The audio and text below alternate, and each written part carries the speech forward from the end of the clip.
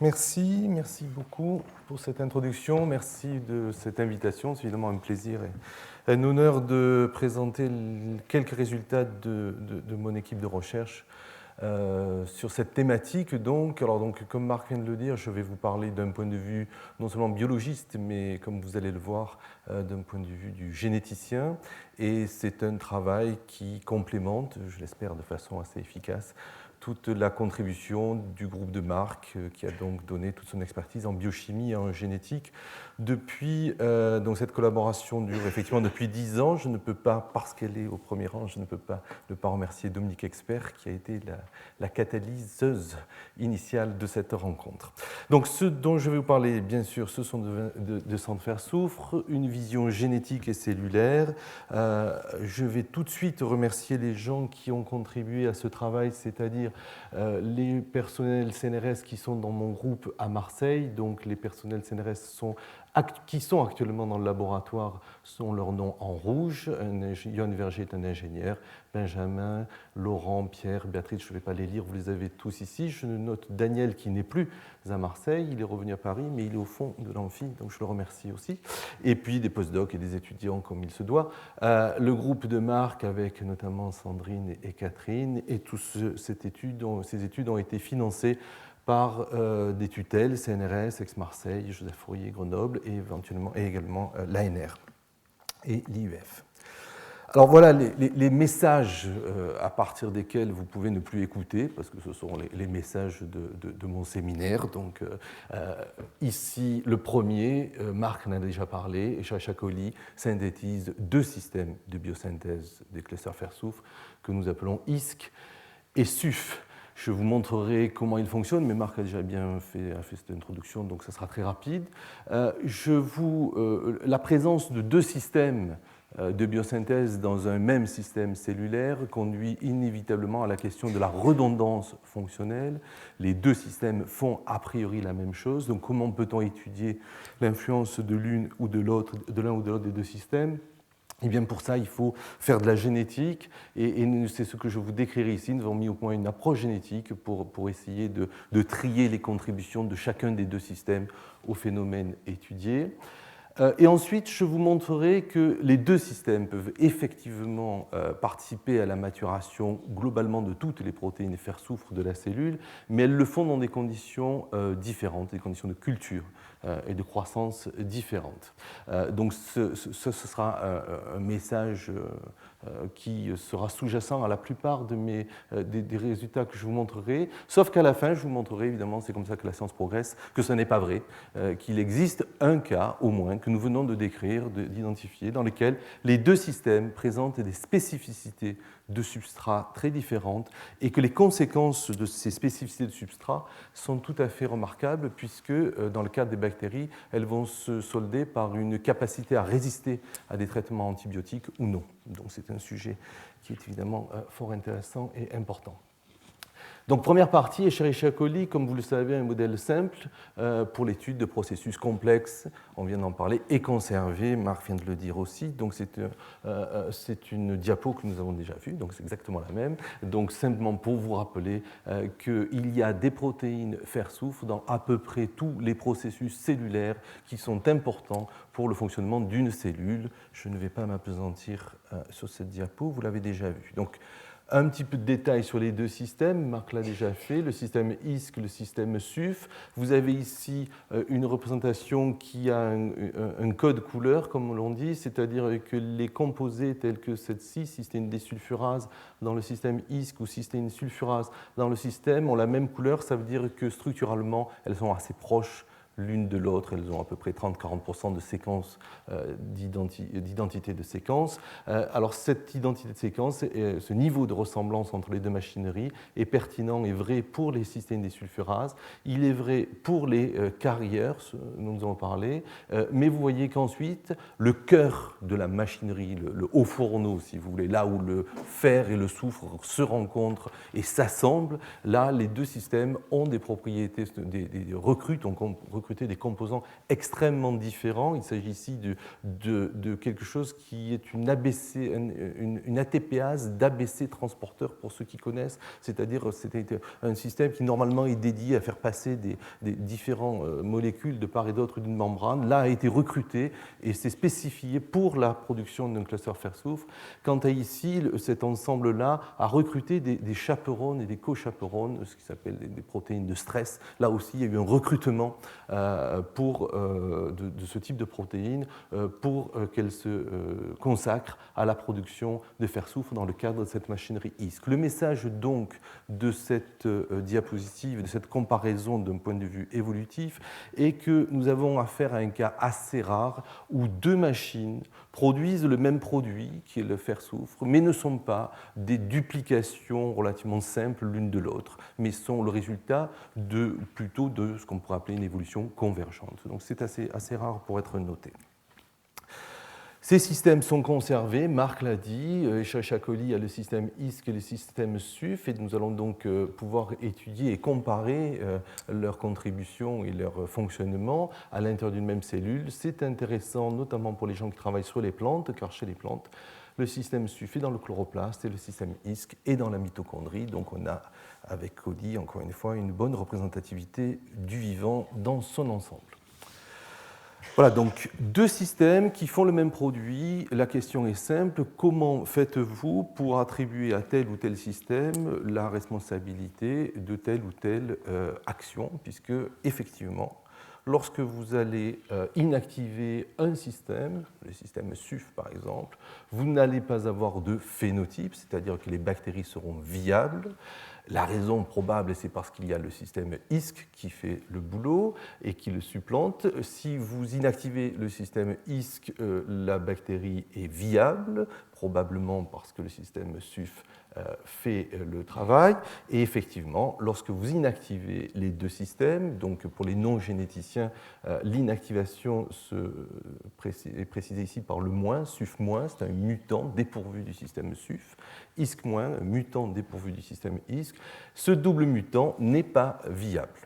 Donc là, vous avez d'abord un certain moment de plaisir, puisque cela veut bien dire que vous travaillez sur un système essentiel à la vie. Une bactérie dépourvue des systèmes de biosynthèse des systèmes fer-soufre n'est pas viable, donc le processus est bien essentiel. Toutefois, vous n'avez plus de matériel biologique, plus de bactéries pour travailler, puisque ça n'est pas viable. Donc vous devez soit abandonner, soit essayer d'inventer un moyen de contourner cet obstacle. Et c'est ce que nous avons fait, je dois dire, avec de la réussite, du bonheur, mais aussi un peu de chance, il en faut toujours, parce que, la question était simple. Si l'absence des deux systèmes de biosynthèse de fer-soufre conduit à une situation de mortalité, c'est peut-être parce qu'il existe une protéine, au moins une, qui est une protéine à fer-soufre et dont le fonctionnement est essentiel pour la bactérie. Alors existe-t-il une telle protéine? En fait, oui, il en existe deux, au moins deux, dans des conditions qui étaient les conditions dans lesquelles nous travaillions, c'est-à-dire en présence d'oxygène et à 37 degrés.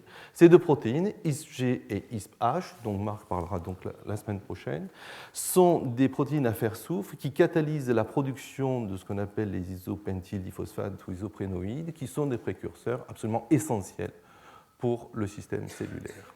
Donc une hypothèse était qu'en l'absence des systèmes ISC et SUF, l'une ou l'autre ou les deux de ces protéines n'obtenaient pas leur cluster fer-soufre, donc ne fonctionnaient pas. Ne fonctionnant pas, le niveau d'IPP n'était pas suffisant, voire était absent, et pour donner à la bactérie la possibilité de vivre. Donc si cette hypothèse était vraie, il y avait une façon de contourner cet obstacle, et c'est là où nous avons eu de la chance, en ce sens que vous et moi, c'est-à-dire les eucaryotes que nous sommes, ne produisons pas, nous avons autant besoin des IPP que les bactéries, mais nous ne le produisons pas par cette voie qui se branche à partir du pyruvate ou qui se crée à partir du pyruvate et du glycéraldéhyde 3-phosphate, mais utilise comme substrat initial le mévalonate. En fait, c'est la voie la plus connue, la voie mévalonate dépendante, et cette voie fait intervenir trois enzymes. Ces trois enzymes transforment le mévalonate en isoprénoïde, et aucune des enzymes impliquées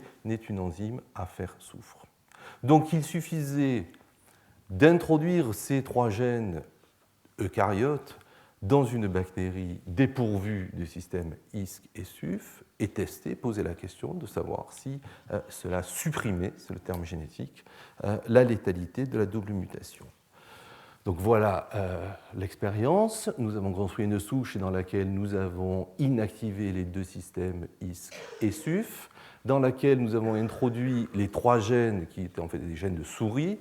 Ces trois gènes de souris donc, qui sont responsables de la dégradation du mévalonate, la transformation du mévalonate en IPP, ont été mis sous le contrôle d'un promoteur bactérien. Et lorsque vous ajoutez donc, voilà, une bactérie qui pousse normalement, c'est une bactérie contrôle sauvage. Voici ici une absence de croissance qui est le double mutant, celui qui a perdu les deux systèmes ISC et SUF et qui ne pousse pas. Maintenant, si dans ce mutant-là, vous introduisez la voie mévalonate qui est ici, vous voyez les bactéries là, elles poussent de nouveau. Donc les gènes de la voie de transformation du mévalonate en isoprénoïde de la souris sont capables de supprimer la létalité due à la double mutation. Ce qui veut dire que la raison pour laquelle effectivement le double mutant ISC-SUF était létal était parce qu'il ne faisait pas assez d'isoprénoïdes. Donc, ce faisant, nous avons pu, à ce moment-là, poser la question du rôle, de la contribution de chacun des deux systèmes à ce qu'on appelle le terme consacré à la maturation des protéines de la voie de biosynthèse des isoprénoïdes. Donc, pour ce faire, c'est très très simple. Vous avez ici les deux machineries, ISC et SUF. Nous allons construire un mutant ISC-S de la cystéine désulfurase. Ce mutant pousse, le signe plus dit que la croissance est normale. Nous construisons un mutant SUF-S, privé de celle-ci, la souche pousse, la croissance est normale. Nous inactivons les deux, c'est ce que représente ce schéma. Le résultat est que la bactérie ne pousse plus. Alors ne pousse-t-elle plus parce qu'elle ne fait pas d'isoprénoïdes? Eh bien oui, puisque lorsqu'on ajoute la voie mévalonate, c'est ce qui est représenté ici, la bactérie pousse de nouveau. Tel est le raisonnement, l'interprétation, et que les protéines ISP, pour obtenir leur fer soufre, dépendent du fonctionnement soit de la cystéine désulfurase ISC-S, soit de la cystéine désulfurase SUF-S. Les deux peuvent donc contribuer à la maturation des protéines ISP.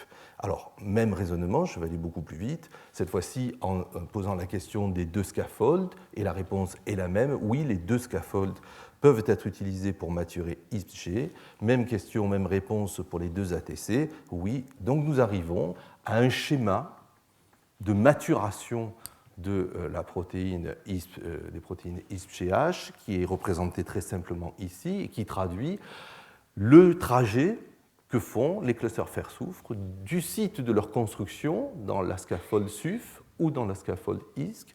Les clusters sont transférés au carrière SUF-A qui le transfère directement à la protéine cible ou en parallèle, la scaffold ISQ transfère le cluster fer-soufre à ISK qui le transfère à la protéine cliente ISGH. Alors, le message est donc le premier, c'est que deux machineries, et a priori au moins une des protéines essentielles du système cellulaire, peut effectivement s'alimenter aux deux machineries pour se fournir en cluster fer-soufre, qui est pour elle un sine qua non, une situation sine qua non pour son activité.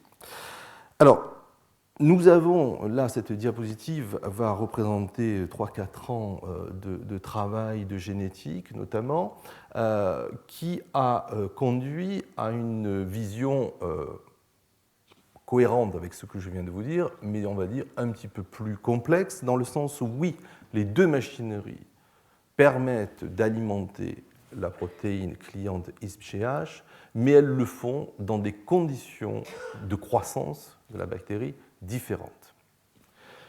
Et le message de ce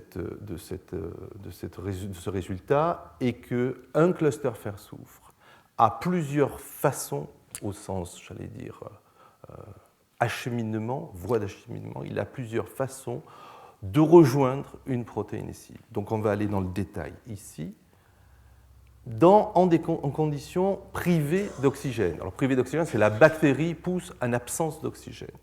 Un cluster fer-soufre est construit dans la protéine scaffold ISQ, il est transféré à ISC-A, qui peut tout de suite, directement, le transférer à la protéine cible. Ça, c'est en absence d'oxygène. Au contraire, en présence de stress, alors le stress oxydant, ou un stress qui est celui du manque, le manque de fer, imaginez comment peut-on construire un cluster fer-soufre si nous sommes limités en fer. La situation est évidemment une situation stressante pour la bactérie. Donc dans ces situations-là, le cluster fer-soufre est construit dans la machinerie SUF qui le transfère à SUF-A, le carrière, qui le transfère directement à la protéine cible. Donc nous avons ici deux situations extrêmes, absence d'oxygène et stress oxydant. Alors pourquoi Et vous voyez que nous avons deux chemins de cheminement. On peut faire une comparaison avec un trafic routier, littéralement, hein, conditions climatiques favorables ou défavorables, ou conditions de trafic favorables ou défavorables. Alors, petit commentaire sur l'absence d'oxygène. Marc y a fait allusion tout à l'heure en disant que ces clusters fer-soufre étaient très sensibles à l'oxygène. Et de fait, lorsque les bactéries poussent en absence d'oxygène, les clusters qu'elles construisent sont extrêmement stables. Et donc, il est vraisemblable que les contraintes qui sont posées sur le transfert, et donc à chaque transfert, il y a un risque pour le cluster d'être déstabilisé, même s'il n'existe jamais sous forme libre, la voie assez simple, de fait de deux composants, est suffisante pour donner ce cluster à ISGH et permettre la vie de la bactérie. Et c'est si vrai que cette fois-ci, en présence d'oxygène, mais avec du fer, il n'y a pas de situation très stressante, simplement des conditions normales de croissance, ce que nous avons découvert, c'est qu'il y a un autre composant qui arrive et qui est nécessaire et essentiel pour complémenter l'activité de transfert et de construction des deux voies, des deux machines, SUF et ISC, puisque en effet, en présence d'oxygène, le chemin suivi par les clusters pour atteindre leur cible est le suivant: construction dans le scaffold ISQ ou SUF, transfert aux transporteurs respectifs, SUFA ou ISCA, et ensuite transfert à ce nouvel élément, ERP-A, qui lui va prendre en charge le cluster et l'amener jusqu'à la protéine ISP. Et ceci probablement pour répondre à la contrainte nouvelle qu'impose la présence d'oxygène. Cette conclusion selon laquelle donc, les deux systèmes ISC et SUF, peu ou prou, sont capables de s'occuper de la totalité des protéines d'Escherichia coli, des 200 protéines, a je dirais, résister à plusieurs tests que nous lui avons fait subir, puisque nous avons étudié par les mêmes approches la maturation d'un régulateur ici qui est ISC-R, qui est le régulateur de l'homéostasie des fer-soufre, j'y reviendrai, la maturation de notre régulateur NSRR, qui est le responsable du sensing, de la perception du stress NO, et puis d'autres enzymes comme la biotine synthase, etc. Globalement, ce que nous voyons à chaque fois, c'est que ces protéines peuvent acquérir leur cluster fer-soufre en utilisant, en convoquant, si je puis dire, les deux machineries ISC et SUF. Alors, comme vous le voyez, sans rentrer dans le détail, simplement sur le graphisme des circuits représentés, vous voyez qu'ils ne sont pas équivalents. C'est vrai qu'il y a quelques différences. La plus notable ici serait que cette protéine ne peut jamais acquérir son cluster fer-soufre directement à partir de SUF-A. Un détail ici, cette protéine ici peut aussi se passer des services de SUF-A dans ce cas-là. Bon. Mais globalement, l'image que je souhaiterais que vous ayez de cette partie, c'est que vous avez en haut ISC et SUF et en bas l'une des 200 protéines de coli. Globalement, les règles sont toujours respectées comme ça, avec évidemment des différences en fonction des conditions de croissance. Je n'y reviens pas. Alors, cette règle, évidemment, comme je vous l'ai annoncé, cette règle a tout de suite, enfin pas tout de suite, parce que ça fait quelques années que l'on dit ça dans les conférences, et bien, depuis quelques mois, nous travaillons à construire, comme on dit, un cas de figure dans lequel cette règle n'est pas respectée. Et comme je l'ai déjà annoncé, Cette exception ou cette particularité va conduire à des conséquences tout à fait importantes, surtout lorsqu'on est avec une bactérie. Donc, lorsque l'on est une bactérie, pardon. Alors, vous avez les mots là, ici, rôle de sang de fer-soufre dans la résistance aux antibiotiques. Et j'ai mis autant de signes graphiques que je pouvais pour essayer de traduire et de vous faire passer la surprise avec laquelle on a accueilli ce qui a été en fait une petite annonce relativement importante dans le domaine il y a quelques années, lorsque un groupe de Boston, groupe de Collins, a publié donc en 2007 ce schéma. Alors, qu'est-ce que ce schéma? Ce schéma résume la réponse à la question qu'il s'est posée et qui est une question extrêmement importante, à savoir comment les antibiotiques tuent les bactéries. Question à laquelle on croyait tous que nous avions des réponses. Eh bien, en fait, effectivement, Collins a été le premier à dire, en regardant la littérature, en fait, on ne sait pas vraiment comment ça tue. On sait sur quoi ça agit, et on parle là de cibles primaires. Les aminoglycosides agissent sur le ribosome, les quinolones agissent sur l'ADN, les bêta-lactames agissent sur l'enveloppe de la cellule, le peptidoglycan. Donc ça, on sait quelles sont les cibles primaires de toutes ces molécules, de tous ces antibiotiques. Mais en fait, pourquoi, une fois qu'il y a eu ces interactions, ces interférences, ces inhibitions, pourquoi, à la fin de l'histoire, la bactérie meurt-elle? Et la réponse que Collins donne, c'est que la cible primaire importe peu, d'une certaine façon.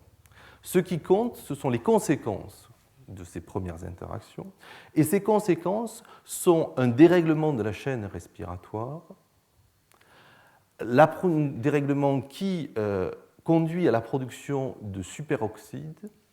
Ce superoxyde déstabilise les clusters fer-soufre. Du fer est alors relargué. Vous voyez, ici, le cluster fer-soufre de cette protéine a son cluster fer-soufre. Ici, elle l'a perdu. Du fer ferreux est relargué et va alimenter ce que l'on appelle, c'est un anglicisme, va alimenter la réaction de Fenton qui va produire le deadly, le l'ion hydroxyle, qui lui est effectivement un poison absolu qui va conduire à un tas de modifications au niveau de l'ADN, un tas d'accidents littéralement, et qui va conduire à la mort cellulaire. Donc, message de ce schéma, quelle que soit la cible primaire des antibiotiques, la raison pour laquelle ils tuent, c'est parce qu'ils sont capables d'induire la production de formes libres, radicaux libres de l'oxygène, qui, eux, sont responsables de la mort cellulaire.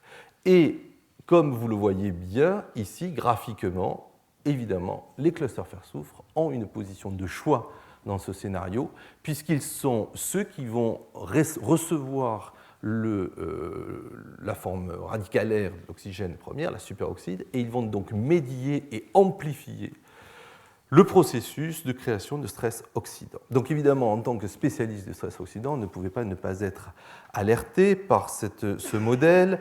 Il faut dire que ce modèle a suscité, comme j'ai fait allusion, a suscité beaucoup de remous dans la communauté des fer-soufre, dans la communauté des antibiotiques, dans la communauté du stress oxydant. Enfin, voilà, donc c'était une contribution majeure parce qu'elle faisait rupture et qu'elle proposait quelque chose de tout à fait nouveau. Alors, nous avons travaillé sur ce modèle depuis quelques années. Je ne parlerai pas du tout de l'aspect stress oxydant que nous avons analysé. Et je me consacrerai uniquement, évidemment, étant donné la thématique du cours, à la partie stress oxydant. Donc, première question, je le rappelle, les antibiotiques bactéricides agiraient de la même façon. Alors ici, vous avez une image d'une bactérie, c'est des observations microscopiques. Vous avez Escherichia coli ici, qui a été traitée avec de l'ampicilline, qui est un bêta-lactame, ou de la gentamicine, qui est un aminoglycoside, ou n'a pas été traité, c'est l'expérience contrôle, et des clichés ont été pris après 1h30, 3 heures et 4h30 d'exposition. Donc, vous voyez, l'ampicilline a l'effet le plus spectaculaire. On a des formations, si on part d'une bactérie comme ça, quelques heures après, on a ça, c'est une filamentation absolue. Tout ceci était très connu, et ça finit par une explosion des cellules, tout à fait spectaculaire sous le microscope. La gentamicine, l'autre aminoglycoside, vous voyez, les bactéries ne changent quasiment pas de morphologie, et simplement, si on compare après 5 heures ou 3h30 ou 4h30 ou 3 heures à la situation contrôle, on voit tout simplement l'effet de l'antibiotique, c'est-à-dire que les bactéries n'ont pas poussé. Nous sommes restés au même nombre à partir du moment où on a appliqué l'antibiotique. Donc clairement, au moins morphologiquement, ces deux antibiotiques clairement n'agissent pas n'ont pas les mêmes conséquences. Alors bon, on peut avoir des raisons communes à la mort, il n'en demeure pas moins que, si je puis me permettre, les Maccabées ne se ressemblent pas du tout. Ce qui, du coup, était quand même un petit peu, en tous les cas, nous questionner. Alors, nous avons vérifié la prédiction, d'ailleurs, Collins lui-même avait vérifié cette prédiction en disant, bon, mais si si la bactérie ne fait pas de cluster fer-soufre, je vais rompre cette voile, donc il n'y aura plus le phénomène d'amplification et de médiation, donc on devrait avoir des bactéries résistantes aux antibiotiques. Alors, voilà une souche privée de la scaphoïde et du carrière du système ISC qui a été traitée de la même façon. Donc, on la voit ici, elle pousse normalement sans traitement. Lorsqu'on la soumet à de l'ampicilline, vous voyez que nous avons toujours nos énormes filaments comme dans le cas sauvage. Et alors, donc on pourrait conclure, on a plutôt tendance à conclure que la mutation ISC ne fait rien, et donc elle ne confère pas une résistance à l'ampicilline. Quant à la gentamicine, à l'aminoglycoside, ici, vous voyez que vous avez une multiplication des bactéries. Donc, interprétation, une mutation dans le système ISC, effectivement, rend les bactéries résistantes au traitement antibiotique par un aminoglycoside. Donc, dans cette partie-là, si je puis dire, nous confirmons les résultats et les prédictions du modèle de Collins. En revanche, nous ne confirmons pas ce modèle dans l'aspect unificateur de l'action des antibiotiques, car on voit bien qu'une ampicilline et un bêta-lactam et un aminoglycoside n'ont pas du tout la même action lorsque on traite des bactéries dépourvues du système ISC, et donc on peut déduire que les fer-soufre ne seront pas, et le stress oxydant ne seront pas importants pour médier la toxicité de l'ampicilline. Alors je vais prendre 2 minutes sur cette représentation graphique qui n'est que la représentation graphique de ce que nous venons de voir, mais je vais utiliser ça tout le reste de la fin de mon séminaire. Donc, de quoi s'agit-il? Il s'agit simplement du pourcentage de survie en log ici après application d'un antibiotique, et donc ce sont des prélèvements à 0, 1 heure, 3 heures, 4 heures, et chaque prélèvement est ensuite la quantité de bactéries vivantes dans chacun des prélèvements est calculée. Donc, vous avez ici en noir des souches qui n'ont pas subi de traitement antibiotique, et en rouge les bactéries qui ont été exposées, les mêmes fonds génétiques, les mêmes bactéries qui ont été exposées à ici de la gentamicine, ici de l'ampicilline.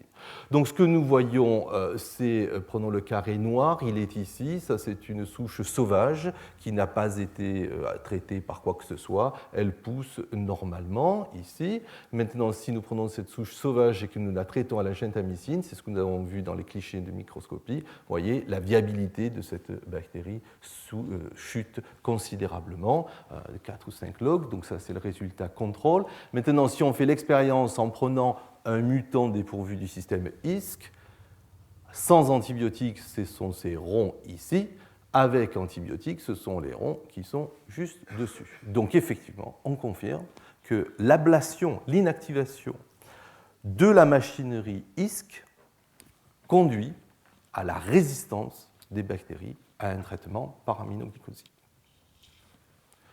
Je ne commenterai pas plus ce résultat qui est avec l'ampicilline. Celui-ci démontre de la même façon que les deux antibiotiques n'agissent pas de la même façon, puisque dans ce cas-là, l'ampicilline reste toxique pour une bactérie dépourvue du système ISC. Nous ne parlerons plus d'ampicilline désormais, nous allons nous consacrer donc et nous concentrer sur la gentamicine, qui est un aminoglycoside. Alors, ce que la théorie, à l'issue des études du professeur Collins, disait, c'est que pour être résistant à des antibiotiques, il suffisait à une bactérie de ne pas faire de cluster fer-soufre, car c'était ces espèces de situations, les Anglais appellent ça les enemy within, c'est-à-dire que vous avez à l'intérieur du système vivant ce qui va conduire à sa propre mort. Seulement dans ce figure-là, dans ce cas de figure-là, il y a un vrai problème d'interprétation qui est ici. L'observation est que nous avons confirmé qu'un mutant UA est résistant. Alors résistant entre guillemets, on n'est jamais résistant au sensible, on est plus résistant qu'un sauvage ou moins résistant, c'est toujours comparatif. Donc il est plus résistant qu'une souche contrôle sauvage à la gentamicine. L'interprétation qu'en ont fait nos collègues américains, c'est que les centres fer-soufre sont des médiateurs amplificateurs de la toxicité via leur implication dans le stress oxydant.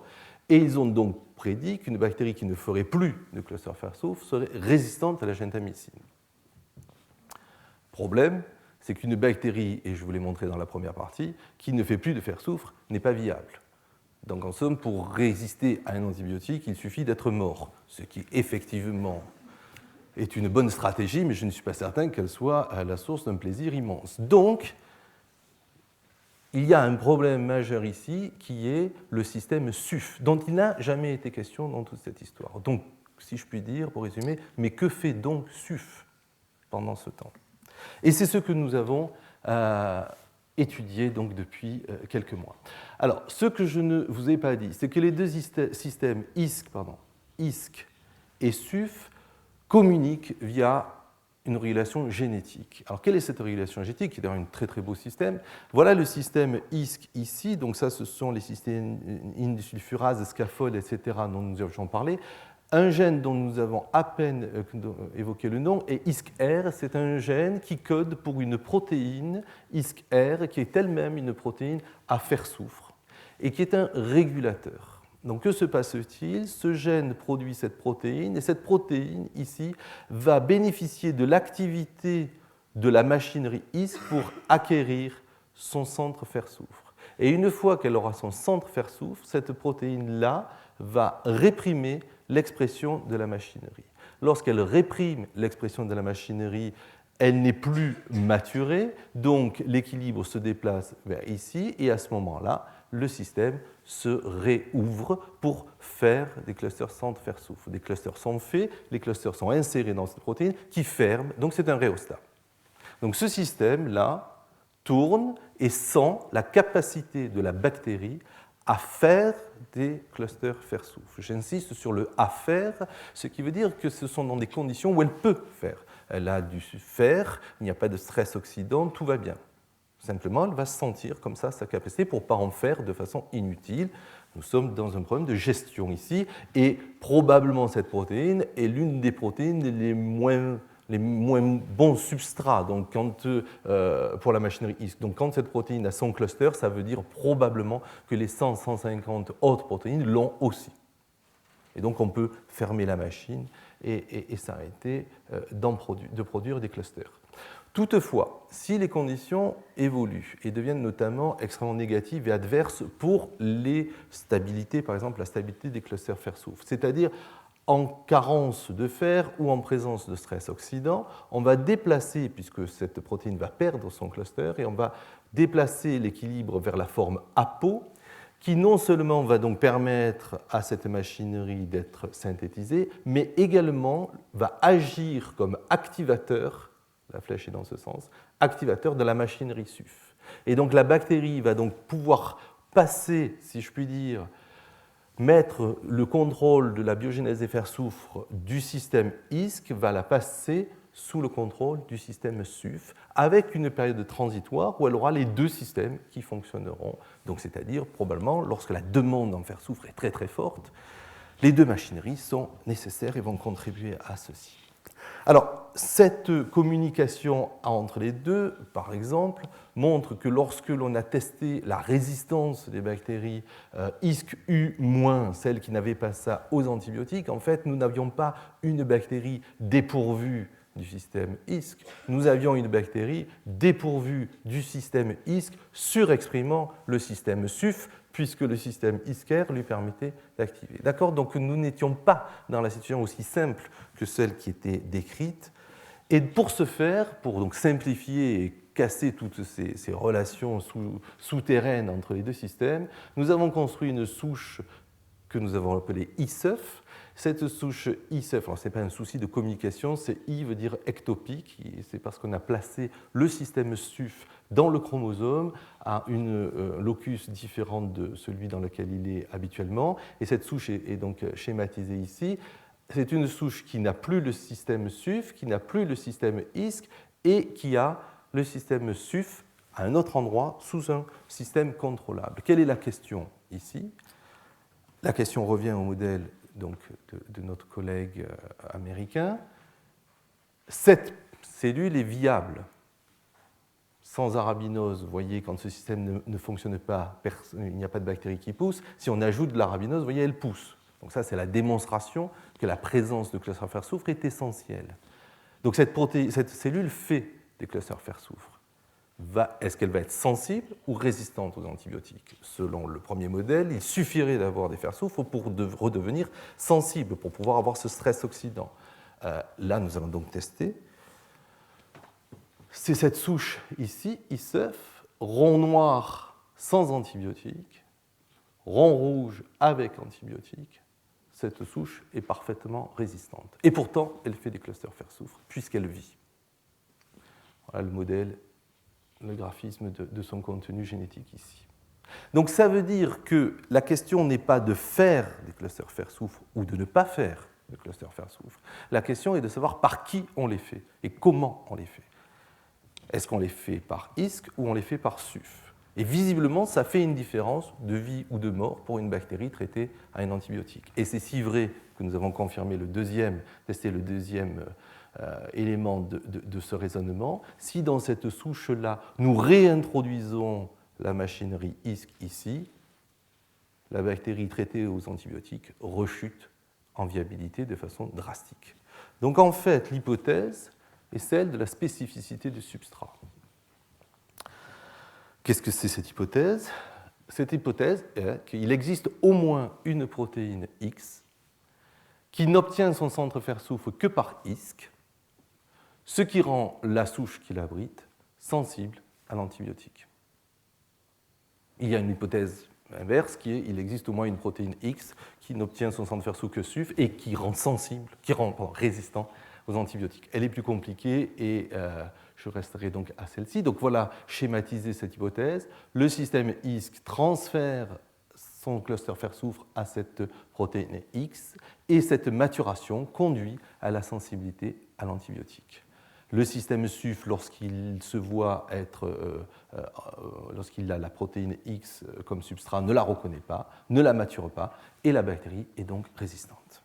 Donc voilà, donc ça c'est le modèle où nous sommes arrivés, et maintenant vous allez voir que les expériences vont découler de tout ça. Donc protéine X, quelle peut être donc cette protéine X qui serait responsable de tout ça? Posons-nous la question de comment agissent les aminoglycosides, je veux dire au sens général, comment ça se passe quand on ajoute des aminoglycosides? Eh bien ça se passe comme ça. L'aminoglycoside traverse la membrane cytoplasmique par un canal qui est, d'ailleurs de façon assez étrange, on s'est aperçu que depuis les années 90, on a peu fait de progrès sur cette affaire-là, donc probablement un canal voltage, gated voltage, mais dont on n'a pas véritablement de connaissances moléculaires en tous les cas. L'antibiotique va aboutir au ribosome, il va se fixer au ribosome, et cette inhibition du ribosome, alors très exactement à l'ARN 16S de la sous-unité 30S, va conduire à la production de protéines tronquées, mal repliées, qui vont aller dans la membrane et vont déstabiliser la membrane et de ce fait créer des ouvertures encore plus importantes pour l'aminoglycoside. C'est le modèle de la feed-forward loop qui a été proposé il y a une vingtaine d'années, les années 80-90, Et c'est ce qui nous intéresse maintenant, ce qui promeut le transfert de l'antibiotique, vous voyez, c'est ça, c'est la PMF, c'est la force proton-motrice. La force proton-motrice résultant du gradient de protons qui s'installe de part et d'autre de la membrane de n'importe quel système vivant respirant. Donc, voilà de quoi on a besoin quand on est une aminoglycoside pour atteindre sa cible. Maintenant, qui fait ce gradient? Eh bien, Marc en a déjà parlé. En fait, ce gradient, chez coli, les plus grands, il y a plusieurs façons de faire de la PMF, mais les contributeurs majeurs de la PMF chez coli, c'est le complexe 1, qui est le résultat qui est un complexe de 12 ou 13 protéines appelé NUO, ou le complexe 2, qui est la succinate déshydrogénase, qui peut faire un partenariat avec la quinoloxydase. Que se passe-t-il ici? Il y a un transfert d'électrons à partir du NADH vers le NAD, vers les quinoloxydases grâce à ce complexe 1, ou à partir de succinate qui se transforme en fumarate pour ensuite abonder un électron cette chaîne de transfert. Ces transferts d'électrons ici se résultent dans un gradient de protons, ici de part et d'autre de la membrane. Ce gradient de protons est responsable de la production de la PMF, et comme vous l'avez déjà vu, ces deux complexes ont pour lui 9 cendres fer-soufre et pour lui 3 cendres fer-soufre. Donc, la prédiction est la suivante. L'hypothèse d'aspérité du substrat, la protéine X, eh bien, en fait, il n'y aurait pas une protéine X, mais il y en aurait deux. Une serait NUO et l'autre serait SDH. Le système X maturerait ces deux systèmes, les voilà maturés avec leur fer-soufre. Le fonctionnement de ces deux systèmes conduirait à la production de force protomotrice. Cette force protomotrice permettrait l'import de la gentamicine et la bactérie serait donc maintenant sensible à la gentamicine. Si à la place de ISC vous avez SUF, ces systèmes ne sont pas maturés et donc on n'a pas d'import et pas de sensibilité. Alors, on va tester toutes ces prédictions à présent par des systèmes très très simples. Donc, la prédiction est celle de l'import. Donc, on prend de la gentamicine marquée radioactivement. On regarde son import, et c'est ici. Voilà une souche sauvage. Donc, on fait plusieurs prélèvements au cours du temps. C'est une cinétique tout à fait classique. Et on mesure la radioactivité accumulée à l'intérieur de la cellule. Voilà une souche sauvage. On a une accumulation de radioactivité intracellulaire, c'est-à-dire que nous avons une accumulation de l'antibiotique à l'intracellulaire. Maintenant, on fait un double mutant qui n'a plus le complexe 1, qui n'a plus le complexe 2, qui n'a plus normalement de PMF. La prédiction, c'est qu'il ne doit plus donc accumuler de gentamicine. Et vous avez ici la courbe verte qui traduit effectivement cette souche n'accumule plus de gentamicine. Les activités enzymatiques sont cohérentes avec ceci. Et nous regardons ce qu'il advient d'un mutant dépourvu du système ISC. Eh bien, vous voyez, le mutant dépourvu du système ISC n'accumule plus non plus de gentamicine, expliquant par là même sa résistance. Et donc ici, nous retrouvons les résultats que j'ai déjà montrés pour la souche ISQA. Ce sont les résultats de viabilité. Donc le double mutant ici, qui n'a plus le complexe 1 ni le complexe 2, est traité sans antibiotiques. C'est l'une des courbes noires ici. Avec antibiotique, le triangle ici inversé, elle est là. Cette bactérie est effectivement devenue totalement résistante aux antibiotiques. Qu'en est-il de la souche I-SUF, celle qui produit des fer-soufre uniquement avec le système SUF, mais qui est résistante aux antibiotiques? La prédiction serait que ce système donc, ne permet pas l'accumulation de gentamicine. Nous avons fait l'expérience d'import, nous avons fait les expériences d'activité, donc très rapidement. Les activités du complexe 1 et du complexe 2 sont diminuées d'un facteur 3-4 et cette baisse d'activité est suffisante pour, c'est la courbe verte ici, pour annihiler toute capacité d'import de la gentamicine également dans cette souche. Donc la raison pour laquelle cette souche est résistante est parce que cette souche n'importe plus la gentamicine non plus. Donc nous arrivons à ce modèle qui est qu'il existe effectivement un cas de figure qui est celui représenté par les complexes 1 et complexe 2 ou protéines NUO, SDH qui n'acquièrent leur centre fer-soufre que par la machinerie ISC. Et ceci a pour conséquence de créer de la PMF qui, dans le cas précis d'une exposition à un antibiotique, a comme conséquence l'entrée de l'antibiotique et la létalité et la mort de la bactérie. Ces systèmes-là, lorsqu'ils sont en face de le système SUF, ne sont pas capables de récupérer leur cluster fer-soufre, et donc il n'y a pas de PMF et il n'y a pas d'entrée d'antibiotiques. Et nous avons donc une spécificité de substrat. Alors, la question qui se pose maintenant, c'est quand est-ce que ça a lieu, cette affaire-là? Quand est-ce qu'on passe du système ISC au système SUF? Eh bien, je vous ai déjà parlé du rôle de ISCER. Voici le rôle de notre acteur. Voici un autre acteur qui va avoir un rôle essentiel dans cette affaire-là, qui est le senseur du fer. Le senseur du fer, c'est une protéine qui s'appelle le FUR, qui, lorsqu'elle est produite, se fixe au fer, ça veut dire qu'il y a du fer dans la cellule, et dans cet état-là, cette protéine va réprimer l'expression de SUF. Et elle va réprimer l'expression d'un petit ARN non codant qui, lui, va agir au niveau de la machinerie ISC. J'en dirai 2 mots peut-être tout à l'heure. Donc, qu'en est-il en absence de fer? En absence de fer, FUR n'agit plus, parce qu'il n'agit que lorsqu'il est fixé au fer. En absence de fer, il n'agit plus. Et donc, nous avons un système ISC qui va activer l'opéron SUF. Et en absence de fer, RAIB, qui était réprimé par FUR, va maintenant être produit. Et que va faire RAIB? C'est un petit ARN non codant. Donc, vous savez que le monde des ARN non codants et leur place dans la régulation de la biologie cellulaire est sans cesse, chaque jour, plus important. Et voilà ce que fait RAIB. RAIB est un petit ARN qui va venir se fixer sur l'ARN messager ici et déstabiliser toute cette partie de l'ARN messager ici. Quelle est la conséquence de cette affaire-là?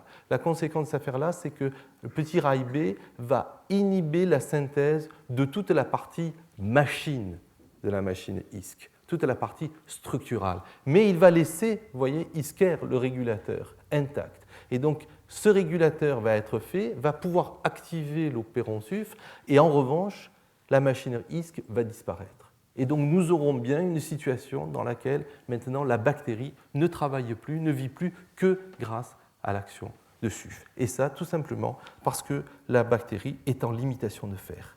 Les conséquences au niveau de notre problème d'antibiotiques vont être testées ici. Nous avons créé une situation de carence de fer, limitation de fer, en ajoutant du dipyridyle, DIP, qui est un chélateur de fer, et nous avons posé la question des conséquences, donc au niveau de la viabilité et en présence d'antibiotiques. Et la réponse, elle est là dans le titre. La présence d'un chélateur de fer exerce un effet de protection contre l'action des antibiotiques.